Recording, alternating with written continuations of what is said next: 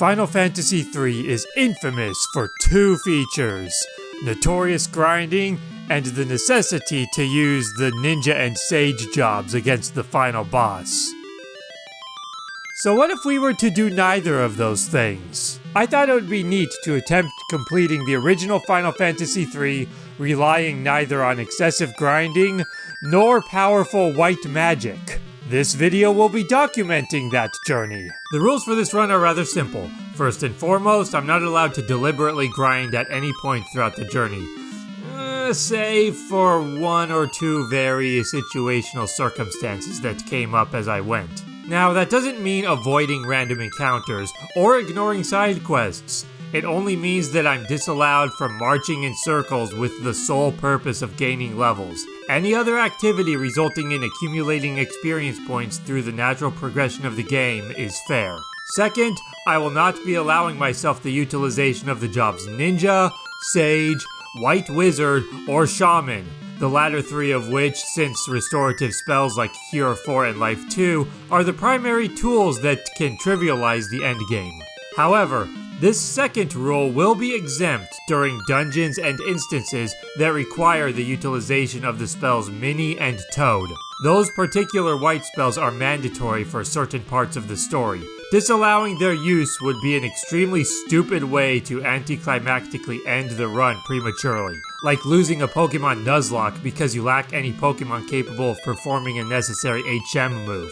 You didn't actually lose the challenge, you just got yourself arbitrarily barred from progress.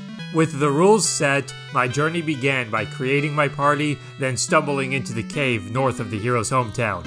After slaying a turtle and receiving the blessing of the Wind Crystal, I turned my entire party into monks.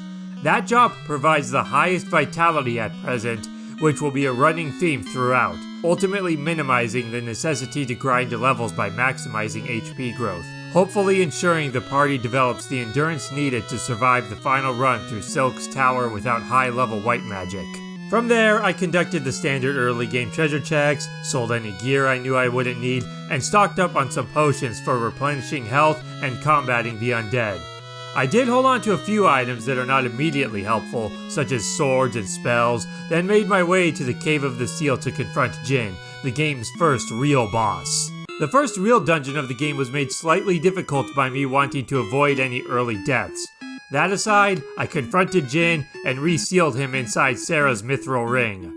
Now is a good time to establish that I will occasionally be using save states, particularly before boss battles, since Final Fantasy III lacks save points inside dungeons. This is being done mainly to save time and headache, specifically later on when certain bosses may require multiple attempts to nail the right strategy, or perhaps might rely on luck to avoid obliteration due to devastating attacks like Meteo. If playing the game normally, I would just take the loss and retry, even if that meant replaying the hours-long Crystal Tower. But because I'm recording this for a video, and undergoing a potentially impossible challenge to boot, I'd rather not waste time by endeavoring that aspect of Final Fantasy III's conventional brutality. After gathering and purchasing some basic supplies in Kazus and Kanan, I arduously scaled the nearby mountain. Narrowly escaping being eaten by a dragon, it was finally time to mix things up a bit by swapping jobs. My HP totals will take a minuscule hit, but it's a necessary evil since the next two dungeons require magic for combat.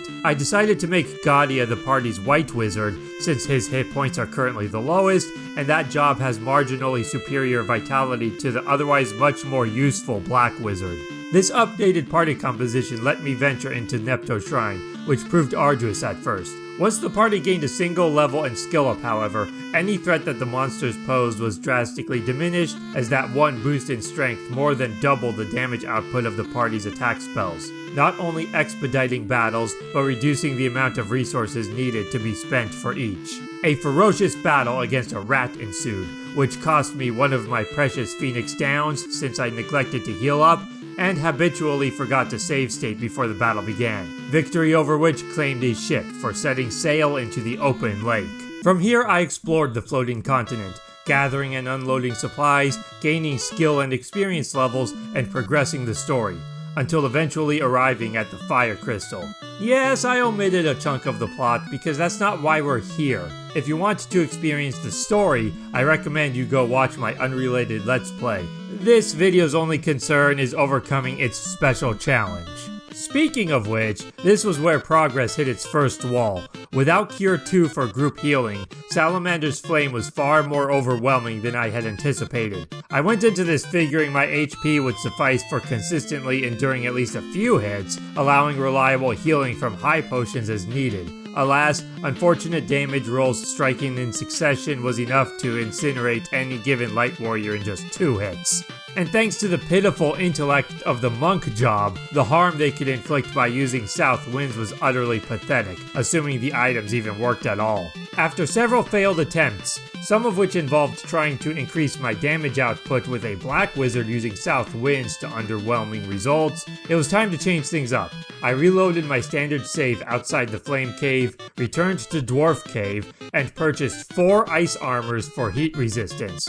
Armed with those valuable tools, I returned to confront Salamander, swapping to 4 fighters once I arrived at the crystal chamber. This turned the battle into a breeze, and victory was mine on the first attempt, with only needing to spend a handful of normal potions when my HP got low. New jobs were now unlocked. Alas, my hopes were dashed. Capacity was lacking, meaning that only 2 characters could immediately become the desirable knight job. I was hoping to switch all 4 into that job right away, since it boasts the highest available vitality. Handing that advantage to those who most needed the bonus HP, I ran a couple errands before being imprisoned by Argus soldiers. Surviving Heinz Fortress was a trial. Frequent confusion from hordes of Lamias and mummies with no crowd control to hastily dispatch them, it was here when I first felt the struggle of lacking black magic. But I persevered, knowing that even if I could afford a black wizard, whatever extra HP I could accumulate from knights and monks was going to be infinitely more valuable in the long run than any immediate convenience. Even on a normal run, the entire game is ultimately about preparing your party for the last dungeon. A fact that would be all the more true during this challenge, assuming I managed to even get that far. I couldn't ease up on that priority, no matter how rough things became. I had hoped to use a scholar against Hein as the game recommends, but capacity points just were not there. I couldn't switch to a scholar, then swiftly return to knight, leaving me with little rational alternative than to engage in a guessing game with the villain's diabolical wall change. Luckily, my attack items were plenty, and the battle played out favorably. I needed only a couple waves of successful spells to topple the fiend on the first try. The next stretch was rather uninteresting. I was a bit concerned that I might deplete my antidote supply in the water cave, but that wound up not being an issue. Once my hits count increased at level 17, I shredded through monsters that were once a nuisance. Even Kraken was a breeze. Sure, Gatai got blindsided by a super effective blast of ice too, but that aside, the boss went down without needing to heal at all. And aside from getting the power ring, the Amur Sewer was even less eventful, as was Goldor's Mansion, my party already optimized for confronting a boss-end dungeon that don't expect the player to be using much magic. Garuda was next, but I only had capacity for Gatai and Gadia to don the Dragoon garbs. It was here when it really dawned on me that going into this run, I had underestimated the capacity issues that would confront me. Normally, I run into capacity shortages because I'm frequently swapping mages to fighters before leveling up for greater HP growth. By focusing my entire party on high vitality jobs, I had foreseen consistency that would see me spending capacity less often. Ergo, I would have plenty to spare when I needed it. Alas, I had failed to predict how much the little things, changing my entire squad instead of just half to conquer the mini-sections for example, would ultimately impact my capacity totals in their own ways. This should naturally improve later on, when battles award more capacity and the necessity of using specific jobs becomes less frequent. I just hope that this unexpected development doesn't put an irreparable wrench in my plans for maximizing HP growth for the long run to compensate for my inevitable healing deficiency. Anyway, I defeat the worst boss in video game history after several attempts, one of which saw Gadia swiftly kicked to death. I'm sorry, what? I've beaten Final Fantasy III dozens of times in my life, having fought Garuda hundreds due to the sheer amount of luck intrinsically built into this battle. In all of that time, not once have I ever seen him do anything other than cast thunder. What the fuck was that? With Salonia liberated, it was time to run some errands. I visited the Fat Chocobo and purchased black robes and rune bracelets in preparation for the next dungeon. I also detoured to the floating continent, which took me several minutes to locate. No matter how many times I revisit Final Fantasy III, I can never navigate the overworld. Without an in-game map to show me the hemispheres, I just can't get a lasting bearing on where anything is in relation to anything else. Once I found the place, I stocked up on standard potions, which I don't believe are available anywhere in the outside world, in addition to some low-level black magic to spread throughout the party. Going into the Magic Circle Cave, I decided to change my party into 4 black wizards, using lucky mallets instead of the mini-spell to get inside. This was done not only to maximize my ability to blitz through the coming battles, but to also reduce the overall capacity cost of jumping between jobs. My main jobs could become black mages easier than white, and capacity was already rather tight at present. I also handed Daryl the Fire Rod and Gatai the Ice Rod to enhance their associated magic, 2 weapons that I've been saving inside the Fat Chocobo for this exact dungeon, both of which are fully functional thanks to a bug fix patch I'm using. The Magic Circle Cave was conquered without incident. Onward to the Temple of Time and a much-needed reprieve from the demands of capacity points. Unless I get circumstantially stuck, like when I required ice resistance to overcome Salamander, further job changes shouldn't be necessary from now until the Cave of Darkness, providing plenty of time to accumulate hit points by sticking with Karatekas and Vikings, while also building my capacity coffers for that inevitable switch to Mystic Knights. I suffered an early death in the Temple of Time. Not worth spending a Phoenix down so early in the dungeon, I reset to try again. The second attempt, while better, did run into its own early trouble from a back attack against the same monsters that cost me my first attempt. With my lack of magic, random battles were definitely becoming harder to overcome, and potions less reliable for carrying my health through the increasingly long dungeon treks. To mitigate some of that resource trouble, I shared the diamond helmet and armor that I found between Daryl and Gatai, spreading out the party's lightning resistance. Unfortunately, neither Vikings nor Karatekas could equip the diamond ring, which could have further staved off the lightning of those troublesome chimeras. Speaking of equipment, I was sure to grab the 2 protector rings hidden inside the temple walls. These will immensely come in handy. Every job except Mystic Knight can equip them, and they boost the wearer's vitality by 5 points, giving benefits to my party's slightly askew experience points. If level ups line up just right, I can swap the rings between whoever is closest to leveling, then pass them over to the next to maximize my gains for more than just a couple of the Light Warriors. Next, the Ancient Cave, a much longer, more treacherous dungeon than the Temple of Time. I stocked up on plenty of potions before heading there, in addition to selling my remaining magic keys. The Temple of Time was the final dungeon that will be requiring those. Now, there are a couple side quests I could attempt at this time, but I'm saving those for later. I will elaborate on why that is when the time comes. For now though, the Ancient Cave.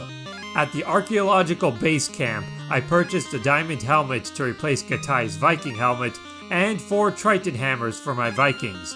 Then, after dealing with an archaeologist blocking the forward path, my true suffering began. It started with Azraels. Duplicating monsters my party couldn't efficiently outpace with damage. Yes, I understand that splitting monsters can be whittled down through attrition, but monster parties also have a back row, and when those in the back, whom I couldn't effectively harm with those in the front constantly spawning, are the ones responsible for that endless replenishment, the ability to weaken the copies over time quickly escalates into a moot point. Following my first miserable attempt, I flew to Salonia's Fat Chocobo to retrieve my stored earth drums. They wouldn't likely do much to help, given my party's low intellect stats, but the point of such items is to use them in emergencies, and I don't foresee a greater use for them than this. Round 2 in the Ancient Cave, I instantly get pounded by an ambush. I reset for a better start. On my next real try, Gatai gets immediately pummeled, but a short distance ahead there resides an inn. Not wanting to spend any resources prior to that checkpoint, I gave him a shield, plopped him in the back row, and pressed my luck. Many people will say that shields suck in Final Fantasy III. In a lot of ways, I agree. Most of the time, it feels like inflicting damage is more rewarding than resisting, especially early on when attacks can struggle to even hit their mark while the defense increase from shields is negligible. However, they can be extremely useful. They're just situational. Spending a turn not attacking, for example? Swap your swords for shields, since weapons are useless when all you're doing is changing rows. Point is that while I don't always use them, I like to always carry around a couple shields as insurance, just in case any appropriate situation does pop up. They can be a detriment, but also a lifesaver. Luck grants unto Gadia an advanced level up, allowing me to move his protectoring to Daryl for his own HP boost on his imminent level up. Then, after grabbing a couple useless chests, I returned to the base camp to rest up one last time before pressing onward into the depths. Along the way, I found an elven claw, which was immediately worse than those that Azure was already wearing, and provided strength weaker than unarmed for Gadia when paired with the Kaiser knuckle I'd been carrying around as a just-in-case. It did increase his accuracy a tad though, so I chose to give it a try for a while just to see how it would work out. As I went, I used potions to keep my HP above 1,000 between fights. Some Azraels dropped an explosive, which I wasn't shy about throwing at the next one I saw. My Lamia scale also helped clear that group. The confused monsters could still split, but their spawn also inherited that ailment. Shortly thereafter, shit hit the fan. A battle against some eaters cost not only my paralyzer, but 2 Phoenix Downs.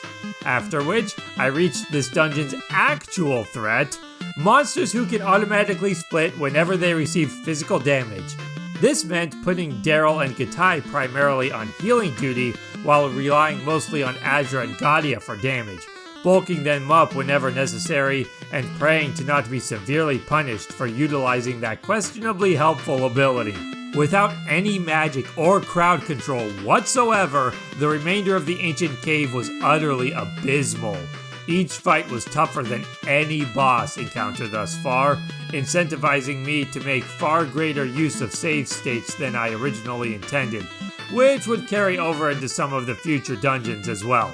The struggle was real, and was making me start to question how worthwhile my focus on HP growth to prepare for the future really was, as opposed to focusing on a better balanced team in order to even reach that payoff. The short of it is that I died. After reloading a relatively nearby save to not lose over an hour of attrition due to my party's ineptitude against duplicating monsters, reloading again because continuing would have cost way too many Phoenix Downs, I finally had a successful run that cost me only 3. Still not ideal, since Phoenix Downs are a finite resource in Final Fantasy III, but acceptable. After all, if I'm going to avoid using them at all, then there's not really any point in bothering to try so hard to hold on to them. I just need to be careful that I have enough for the future, since my party will never have access to the life spell. Now, that should have been the end of the Ancient Cave. However, while taking a break, I researched what the Elven Claw actually does. This taught me that it can be used as an item to cast Confuse, something I never knew, Karateka being one of my least used jobs. Armed with that newfound knowledge, I loaded back to an earlier save state still inside the dungeon, moved everyone to the back row, then instructed Azure to use the Elven Claw to coerce monsters into beating the crap out of themselves since they don't split when hit by one another. As for the others, Daryl and Gatai equipped a shield to hunker down and defend to minimize damage, while distributing potions as needed. Gadia mainly focused on using build-up from the relative safety of the back row for offensive support. Confuse was incredibly inaccurate. Even though attacking meant some splitting, it might have taken forever to rely solely on that weapon's magic. Nevertheless, the end result was better than my previous attempt, even if it took some doing. Slightly uplifted by that handy discovery, I journeyed to Fargabad to prepare for the infamous Cave of Darkness. I parked the Invincible a short distance from town, hoping to trigger an extra battle or two that I might squeeze out one more level up before changing the entire squad into Mystic Knights. That job's native vitality is severely lacking compared to the Viking and Karateka, let alone that it can equip neither the Chakra Hat nor the Protect Ring. Thankfully, according to my expectations, the previous 2 dungeons had accumulated plenty of capacity points. Swapping to 4 Mystic Knights would be no problem. Before that though, came the cave in Fargabad, a tedious endeavor of agony due to a total lack of Mystic Knights in the party. Mostly overcome by utilizing my newfound Elven Claw tactic, negligibly complemented by an occasional blast of bolt magic from the Thor hammer found near the entrance. This took forever, and that's with occasionally attacking a bit more boldly whenever doing so felt adequately safe. Between needing to reload save states due to unfortunate RNG resulting in deaths, the success rate of the aforementioned Elven Claw being outright abysmal, and the fact that some battles lasted nearly 10 minutes, this very small dungeon took way longer to clear than it had any right. Once that nonsense was finally behind me, I explored the rest of the town, purchased whatever gear I needed for equipping 4 Mystic Knights with weapon, armor, and shield, then made a return trip to the floating continent to buy cure magic and potions, the latter of which I was unable to max out due to lacking funds. The emptiness of my wallet was a surprise. I had underestimated how much pricier it is to equip warriors than mages, not to mention all the money I've been spending on potions in between dungeons. I guess I'm just more used to Final Fantasy I, where the opposite is true, and the wizards are the ones who eat up all of your cash. With 4 Mystic Knights, the Cave of Darkness was a standard affair, an endeavor exactly like you would expect from it, save for spending magic points to heal before consuming potions, ensuring that by the time I gained enough experience points to level up, I could briefly switch my jobs back over to Vikings and Karatekas without throwing my magic points away. Now that we were done dealing with splitting monsters, I went ahead and sold the Elven Claw. Going forward, its utility was unlikely to be worth its evidenced inaccuracy. I also unloaded all of my extra Mystic Knight gear, keeping only 2 Kikus and the Genji equipment for Daryl, who will be prioritizing that job from here on, outside of level ups. Accordingly to his new moveset, I passed Gadia's Toad and Mini spells to Daryl as well, just in case. Compared to recent endeavors, Dorga's Cave was a breeze. None of its resident monsters were a noteworthy threat, especially after Level Up upgraded our maximum hit count from 8 to 10 when wielding 2 weapons. Dorga and Un themselves were powerful, but not too difficult. Dorga managed to get off 2 Quake casts, but the large HP pools I've built up were capable of enduring both. The battle cost a Phoenix down, but posed little trouble besides. Then Un entered the fray. Although Dorga's efforts had backed the team into a corner, she went down easily, never once casting magic capable of inflicting fatal harm.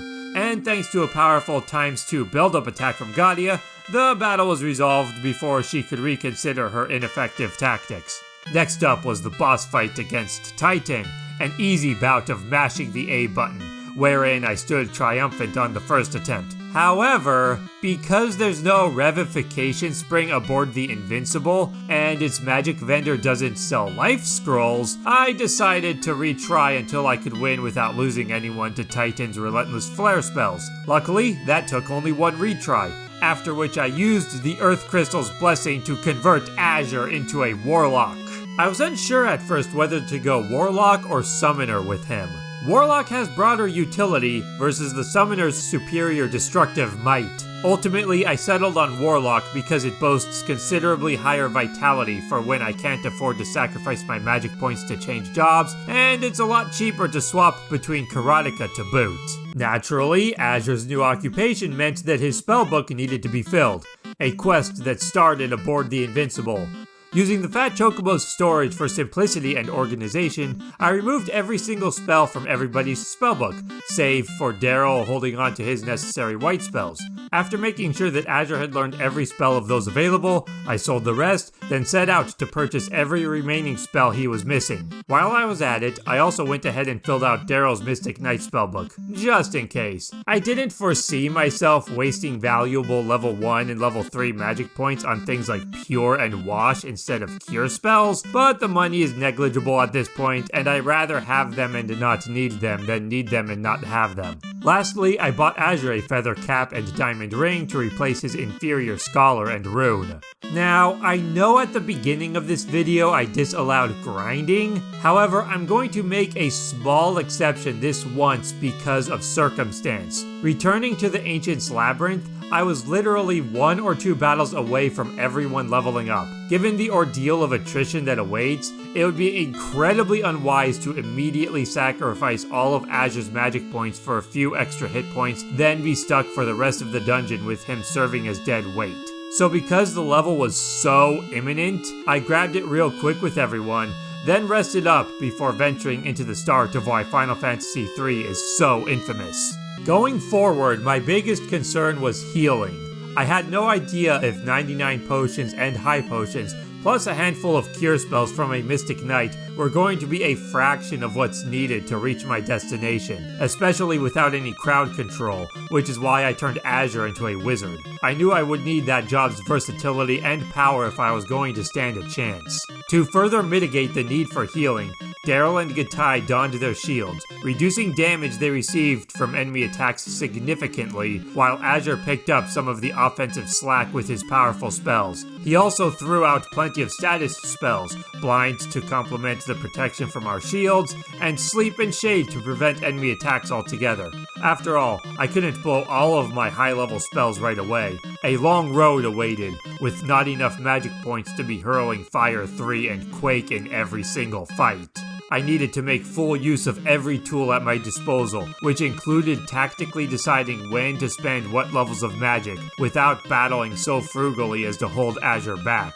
I survived the labyrinth well enough, collecting treasures along the way, including a Hellclaw that was instantly obsolete for Gadia versus barehanded pugilism. I was ambushed not just once, but twice by Thanatos, who both times immediately cast Break 2 to petrify Gadia, making me realize that I completely forgot to stock up on status healing items. I really should have reloaded my save outside the labyrinth to rectify that mistake. Instead, like a stubborn fool, I disregarded that danger entirely.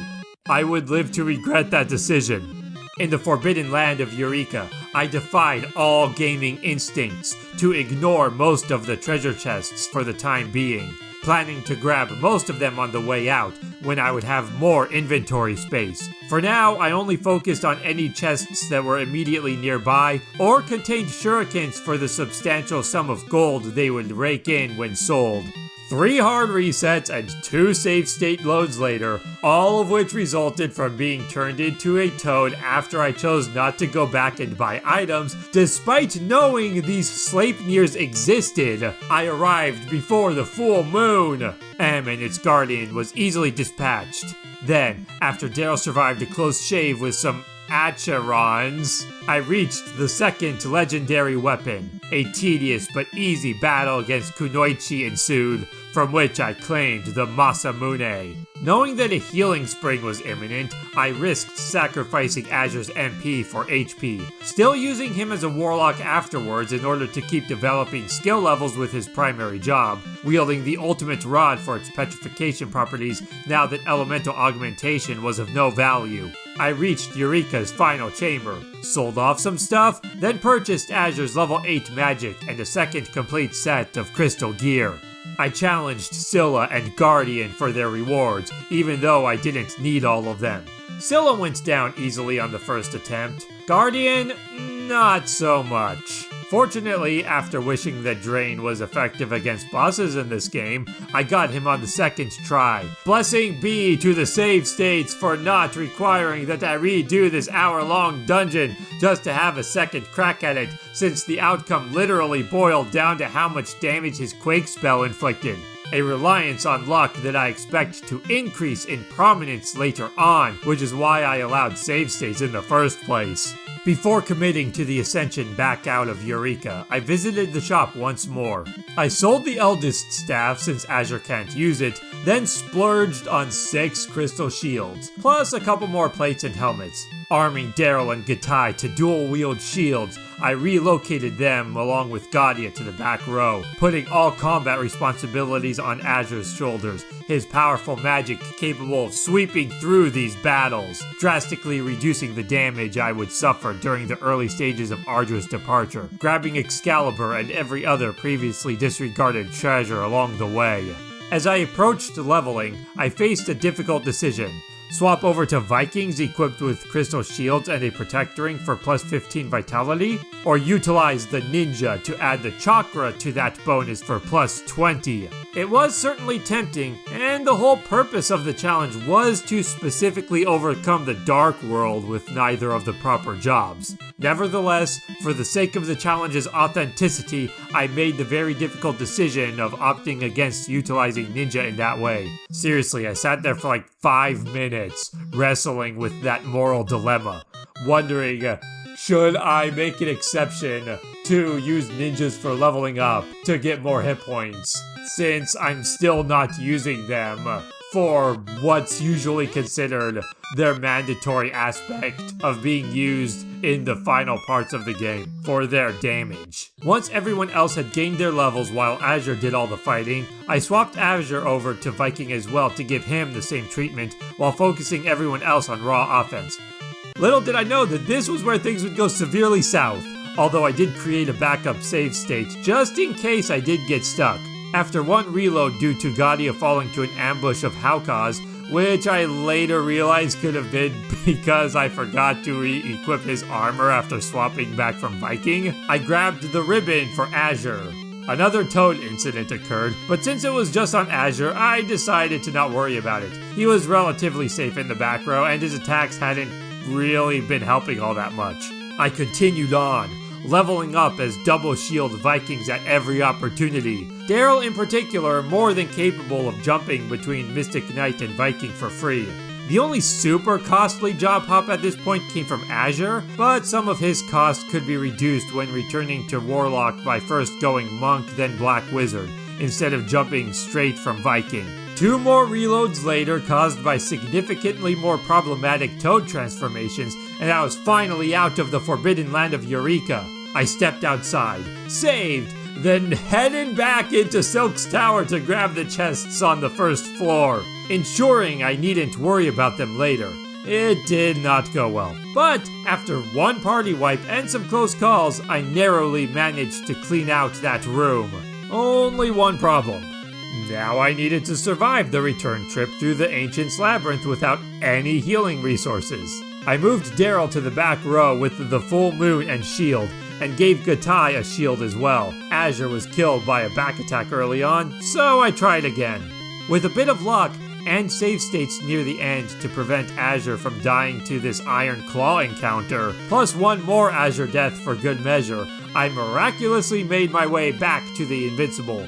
I rested up, sold the Excalibur, and dropped off some stuff with the Fat Chocobo. Now that I possessed the best possible gear for increasing my vitality, it was time to go do all of the side quests I've been putting off, having not wanted to do them until I could get the highest possible gains for any levels I might earn during them, since I anticipated not particularly requiring any of the material rewards they offer. In order, I visited the Undersea Cave, Solonian Catacombs, Lake Dole, and the Cave of Bahamut, collecting treasures that I would mostly be selling or dropping, keeping only spell items and valuables like Phoenix Downs and elixirs. At these levels, every optional dungeon was a breeze. Even Leviathan and Bahamut went down in just a couple turns. The only thing to note is that during some of the journey, I milked battles to build up some skill levels, mostly to give Azure a bit of an edge in his Warlock training. Not only was that job recently received,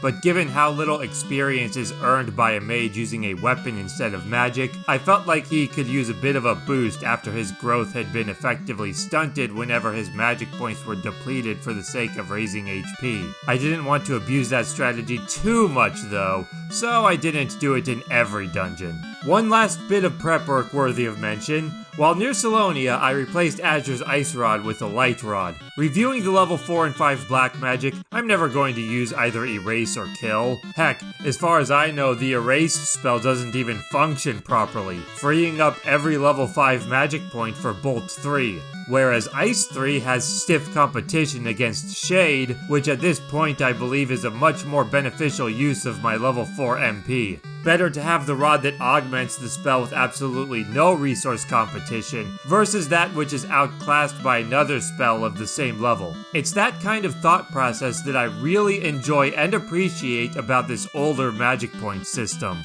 Again resting at the cusp of level ups, I made one last exception to the grinding rule to elevate everyone to 46. Especially since I would have gotten that level had just one more encounter triggered at Bahamut's cave, I figured this was a better alternative than resetting and trying the game again to maybe walk away with a bit more experience. While I was briefly tempted to do that, since clearing it had been so easy, I really felt like the game cheated me out of giving me one last battle to top me off. This was just the more convenient alternative to wasting time until that more beneficial run of the dungeon happened to play out.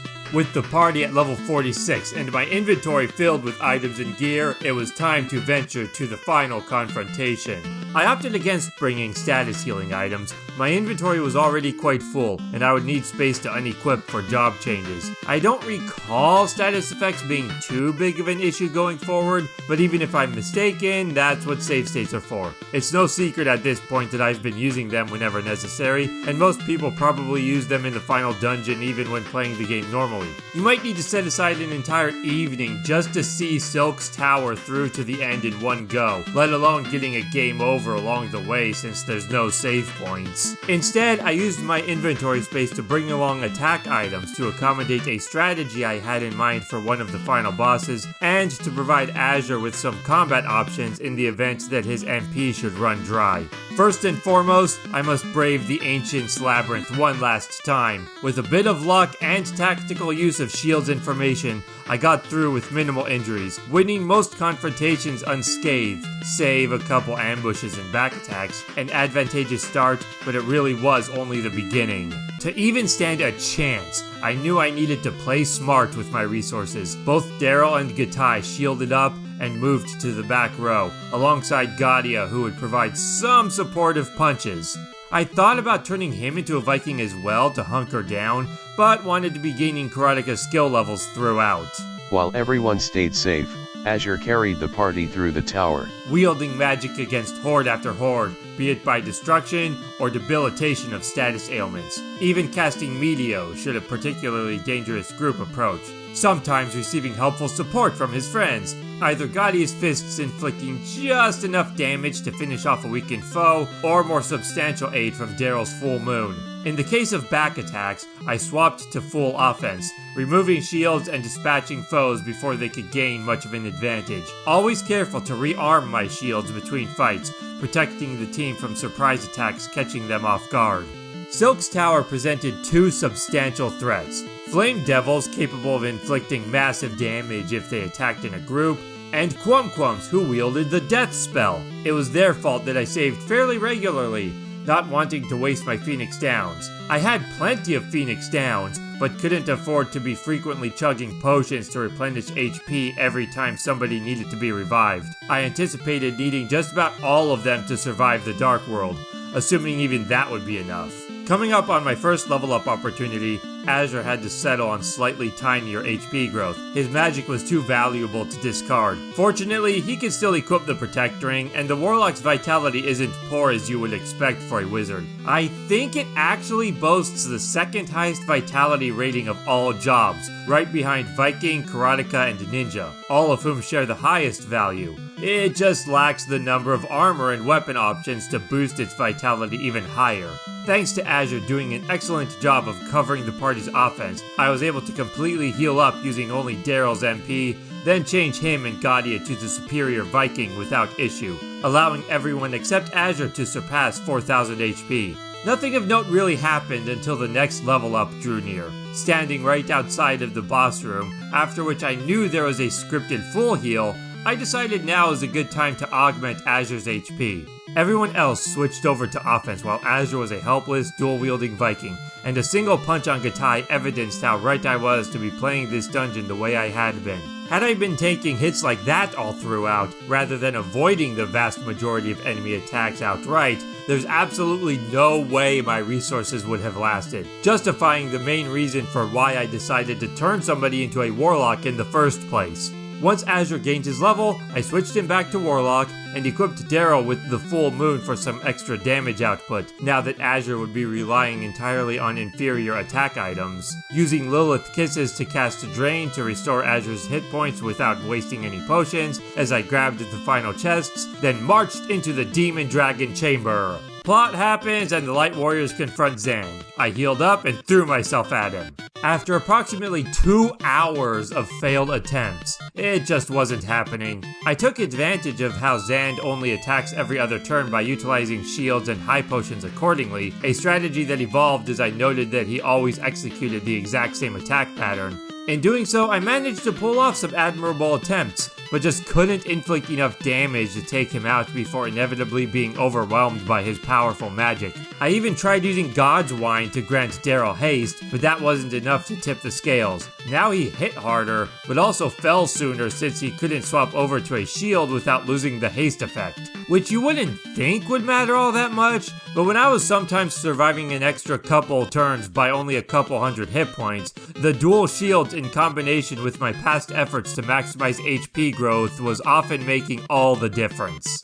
Fortunately, I anticipated this potentiality. I reloaded to a slightly earlier save immediately prior to hitting level 48. This time, I opted against swapping Azure to Viking, surrendering the extra health in favor of retaining his magic points, considerably increasing my damage output against Zan, since attack items don't hit as hard as actual spells. I've heard that's because even though items do utilize the user's intellect or spirit for damage calculation, they don't take into account the user's skill level. I can't confirm if that's true, but that's what I've read. Returning to Zan for round 2, I decided to try tackling him without healing. Daryl's HP was sufficient to survive a Meteor hit with good RNG, Azure's HP was already full from casting preparatory drain spells, Gatai was basically useless here, and even at full health, Gadia had a decent probability of being outright obliterated by a single Meteor. Thanks to Zan wasting his second turn by punching Gadia instead of casting his usual Meteor, Azure managed to brute force the team to victory on the first attempt. Onward to the Dark World! Just like in Silk's Tower, Azure carried the team's offense while everyone else hung back, shields raised, sometimes providing support from the rear or stepping up to dominate tougher opponents after Azure set up the assault with Shade and or Blind. Along the way to the Wind Crystal, I confronted a Zand clone to nab Gadia a ribbon, a much needed upgrade to the chakra hat he's been wearing for far too long. Karatekas have almost zero armor options throughout the entire game. The opposite problem that Gatai has been suffering for a long time. His Triton hammers were basically useless at this point. Taking on Cerberus, I opened by fighting him raw to test the waters, testing my damage output and overall endurance. With that information, I swapped both Gatai and Gadia to Mystic Knights, then equipped all 3 of my warriors with one weapon and shield, cutting a huge chunk from the damage I received from Cerberus' lightning breath every turn, and supporting Azure's Fire 3 damage, which, thanks to the Fire Rod boost, hit harder than Flare. Now, I know that normally the elemental rods are bugged to not actually provide their intended boost. Nevertheless, given that all 3 of the main elements are boosted by the Eldest Staff, and that the Sage and level 8 Black Magic are both acquired in the same place as said staff, I don't think the developers at Square really thought that one through. It basically means that, according to the game functioning as intended, Flare is inherently weaker than Fire 3 by extension of how all of those features line up. The only exception would be if you're deliberately challenging yourself by using a Warlock instead of a Sage, and you don't happen to have ready access to any of those elemental rods. A flaw that could have been easily fixed by just not rewarding the player with an Eldest Staff right next to the only shop that sells level 8 magic, especially since there's a second Eldest Staff in Silk's Tower. They could have just had that one Eldest Staff in Silk's Tower, giving Flare some utility until you acquire the superior Aga level elemental spells thanks to the boost from the staff. Anyway, with Cerberus defeated, I healed up everyone except Azure, finally digging into my potions that my Silk's Tower strategy, plus a bit of luck and save states for circumventing Quum deaths, allowed it to go untouched until now, using the trip back to restore Azure's HP by paralyzing then draining some ninjas. Echidna came next. Like with Cerberus, I conducted a couple test bouts to formulate a strategy while also confirming if powering myself through the battle could be a viable option. Feeling like I got fairly far during both of those attempts, I decided to try exactly that. Once again engaging Echidna in a brute brawl, but this time feeding a God's Wine to Daryl to augment his output, while Gadia hunkered down with 2 shields to provide healing for whoever needed it each round, his damage utterly pitiful. The Viking could have really benefited from a better best weapon than Triton hammers. But you're also not meant to be using anything other than the Ninja and Sage at this point, so I can't really blame the developers too hard for that. I just think they could have provided a hammer in place of either Excalibur or Ragnarok, giving it the same stats as the replaced weapon. Ninja would still be able to use it all the same, and it would have given an option to a job that has nothing at this point, instead of giving both the Mystic Knight and Knight more than one ultimate weapon. After a few attempts of that, I noticed that Azure and Gadia were receiving far less damage from Quake than the other party members. Testing to confirm that the ribbon was responsible, I backtracked a bit to grab a third one for Daryl, hoping that might provide a smidgen more endurance for pushing the battle over its threshold of victory. Several more attempts, including some with quite favorable RNG results, Echidna refused to fall. I even tried using a second God's Wine on Gadia to further increase my damage output, but it didn't seem to improve his attack proficiency at all. Do they just not work without a weapon? Or does Echidna have such high evasion my increased attack count wasn't coming through? The likely answer to this question would come later. Eventually, I decided to try my Cerberus strategy. Mixed with tactical healing, Azure managed to survive a few turns longer than any past attempt. Echidna still stood triumphant, but I felt like I was on the right path. And because growing up on the NES hardened me against subscribing to defeat, I tenaciously kept at it, every attempt tweaking my tactics ever so slightly, analyzing the results, then trying again. Failures led to knowledge. I soon realized that so much of my damage was coming from Azure. Maybe everyone else should focus more on defense, throwing out attacks with Daryl when I could, but mostly trying to keep everyone's health up in between Echidna's stronger attacks, a pattern which I had long since written down to track exactly what was coming every turn. I executed the plan, and whether thanks more to fortune or tactics, Echidna finally succumbed. I equipped in preparation for imminent level ups, then advanced to the third crystal. It would be a tricky trek. My party already had one foot in the grave, yet I needed to reach the fire crystal without healing. Fortunately, Final Fantasy III's back row is kind of overpowered, as are spells like Break 2 and Shade. Even when ambushed, I managed to pull through while avoiding any damage thanks to the raw defensive power of double shields. Although Karateka's skill points would have been appreciated, caution kept Gadia as a Viking even after he reached level 49.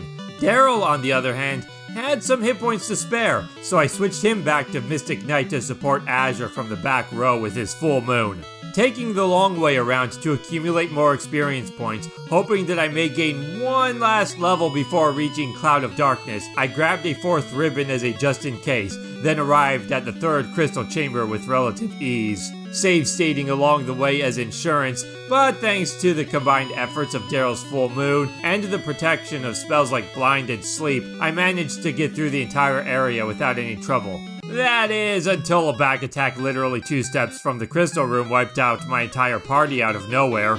Third on the list was the two-headed dragon. Unlike Cerberus and Echidna, I went into this fight knowing exactly what I needed to do. The two-headed dragon has one gimmick.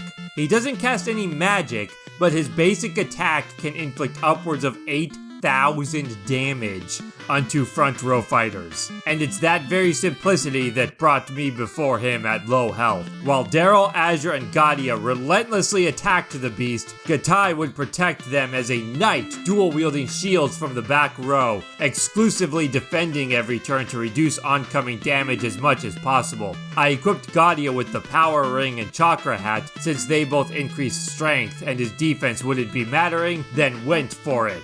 Although the strategy was sound, the two-headed dragon still required a few attempts. Its might capable of striking Gatai down in a single blow, even while protected in the back row with dual shields, unless Gatai could get off a defend command before it struck. And because turn orders in this game are completely random, this battle's outcome really just boiled down to Gatai getting his action every turn before the dragon. And even then, the damage reduction was insufficient for survival. But once fortune decided to be adequately kind, the boss went down. Only one crystal remained, guarded by Araman, the boss I've been perhaps most dreading ever since I clicked a new game. If anything was going to stop this run from succeeding, outside of my own errors, I anticipated it was most likely to be him. I used my last few magic points of Drain, plus all of my Lilith Kists to restore and maintain Azure's health along the way, but kept the others critical. At this point, I had plenty of Phoenix Downs, and would rather drop a few of those to revive anyone who might fall, rather than spend precious potions replenishing hit points that may wind up being lost again before reaching my destination.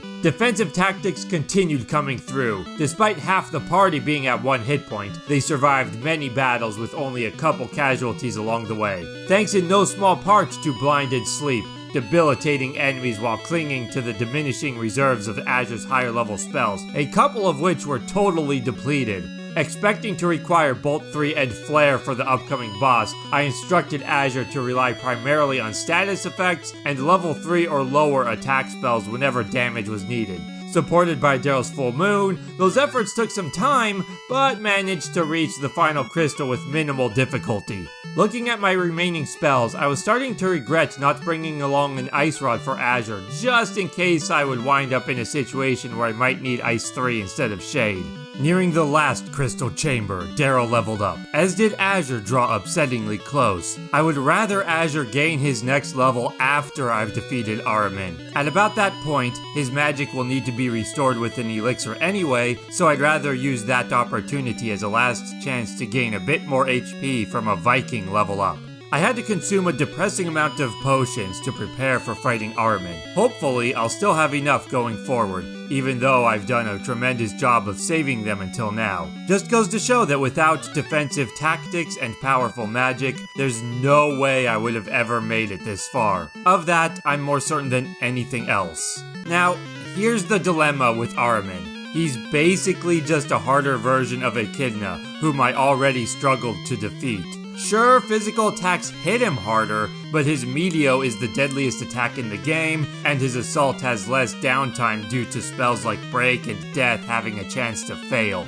Instead, his lenient characteristic is that some of his spells are relatively weak, but they all hit the entire party and are only really a boon if you can use those opportunities to compensate with group healing. Needless to say, Araman is the boss I have been fearing most throughout this entire run, even above Cloud of Darkness herself. At least prior to fighting Araman, which uncovered a catastrophic problem. Because of similarities to Echidna, the initial process was similar. Test the waters against brute force, while jotting down his attack pattern so I know what to expect, then devise a winning strategy through knowledge and experience. Just the way an NES game should be played, if not for Final Fantasy III's lack of save points inside dungeons. Almost instantly, the main issue that would plague me for hours was the nearly insurmountable task of surviving his second Meteor cast, which my save state had locked in at turn 5. I tried racing him by using God's Wine on Daryl and Gadia, but it turned out that I then couldn't adequately heal to keep the battle going due to Gadia's boost getting bugged out whenever Gatai opened the item menu. Neither were the results sufficient by focusing instead on healing. Keeping Gadia alive longer didn't get the damage I needed, while buffing him didn't keep him alive long enough to take advantage. The end result of both methods was about the same. I tried the Mystic Knight build again, sacrificing offense for defense. That definitely kept the team alive longer, but the second Meteor was still too much.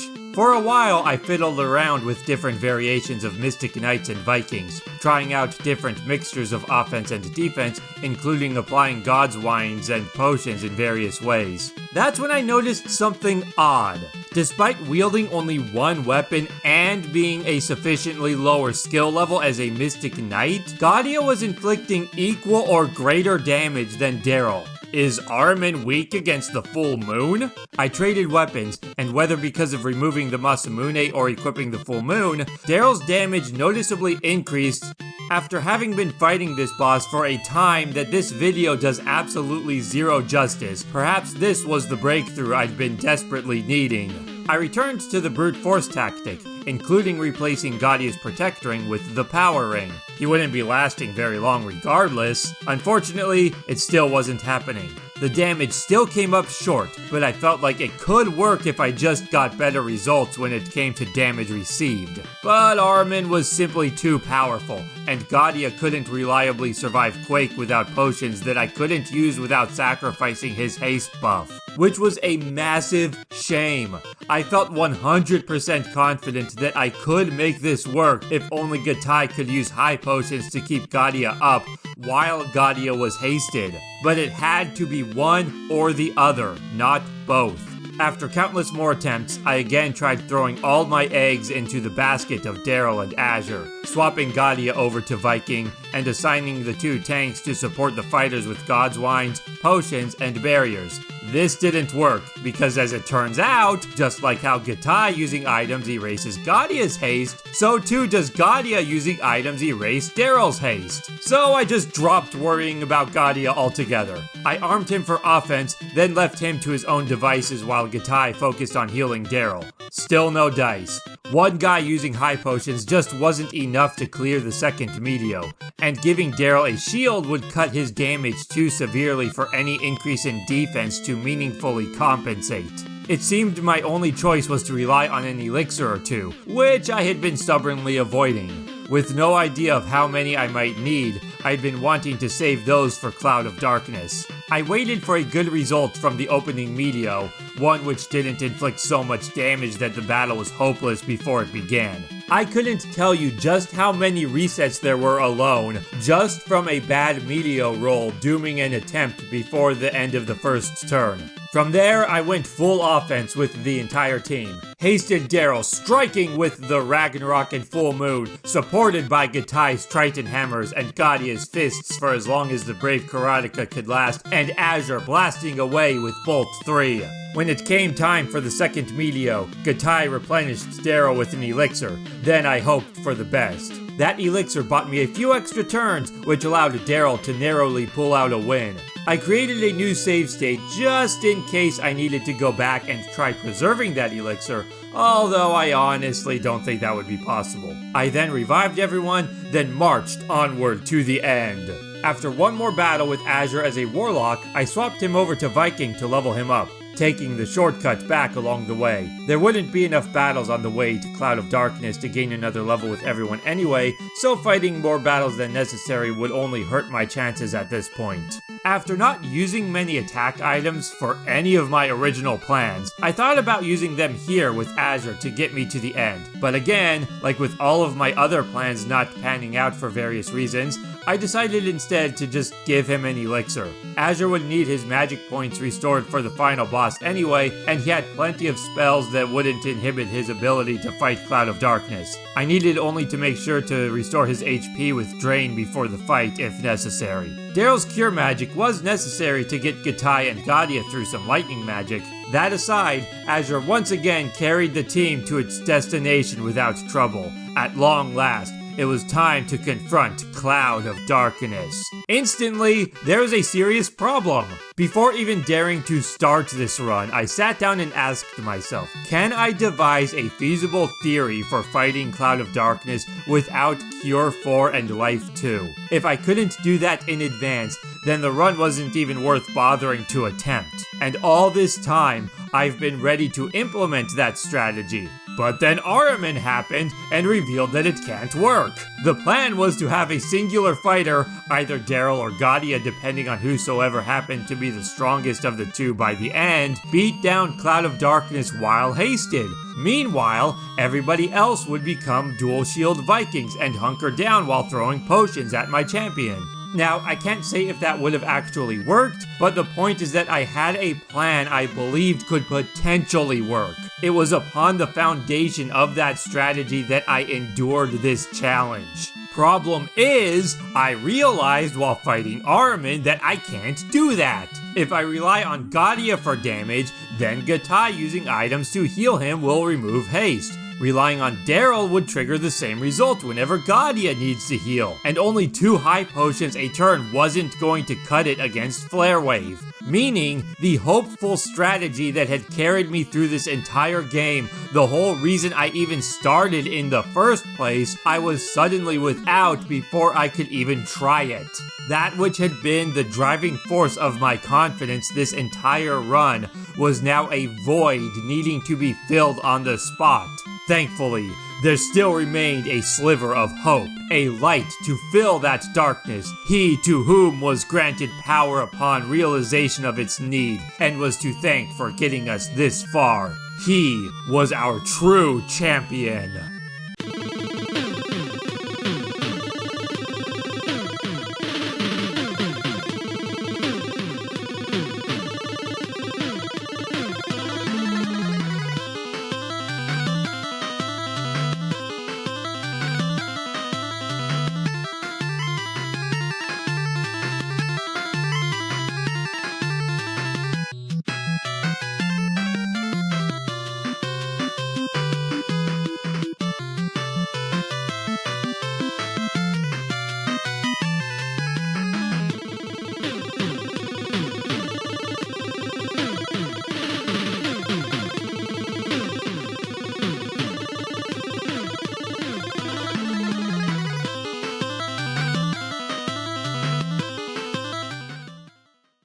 After all the trouble it took to get here, it was an anticlimactic relief to fell Cloud of Darkness on the first try, slain by a barrage of Rod-enhanced Fire 3 blasts, hurled non-stop by our mighty mage, Daryl, Gatai, and Gadia, equipped to the brim with crystal armor and shields, providing healing support, Daryl with his magic, Gatai and Gadia distributing high potions and elixirs as needed, all but Gadia protected by turtle shells utilized during the first round of combat to minimize Flare Wave's damage as much as possible. Through those valiant efforts, as resources were dwindling, Cloud of Darkness perished to the Warriors of Light.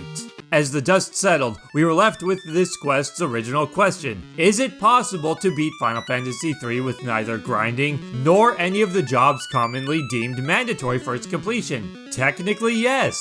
That is, so long as the game is patched so that the elemental rods function as intended. I honestly don't know if I would have made it without that, given how much Azure carried me through the final dungeon. But that's not something I can really hold against the verdict, since this is how the game is supposed to be. Meaning that even though it may be less possible, perhaps even impossible, with the game in its natural state, it is possible with the game functioning more akin to how the developers meant for it to function. Heck, if not for that haste bug, which I do wonder if anyone has ever tried to fix that as well, the challenge could be even more feasible, given that the challenge's greatest hurdle had been Armin due to that bug. That said, would I recommend doing this? No, absolutely not. Not unless you're comfortable using save states and have tons of patience. Not counting those used during some later dungeons to preserve resources or avoid losing a bit of progress, the Dark World alone wound up taking dozens of reloads. Given that to even get back to that point after every failure would legitimately take hours only to then fail again, and needing to defeat every boss in one flawless run, it could have taken months to legitimately clear. Granted, I could have done some things differently. I could have been less stingy with Phoenix Downs throughout the journey, or been more liberal with elixirs and God's Wines against the Dark World bosses. But I didn't know how many of those resources I might require later, especially when it came to elixirs against Cloud of Darkness. But even if I had been less stingy, there was a lot of luck involved, such as needing to pray that bosses like Armin or Two-Headed Dragon didn't instantly trigger a failed run by rolling too high of damage to recover. And that's not even mentioning some of the risks I took along the way thanks to the safety net of save states. Risks that rewarded me with more hit points, and other boons that I may have been doomed without. Although I'm also not going to pretend that maybe there's better choices I could have made along the way to improve my odds of success. Perhaps there exists tweaks that could have been made to improve the overall experience. Whatever the case, I am glad to put this tiring journey behind me. Thank you for watching and joining me on that journey.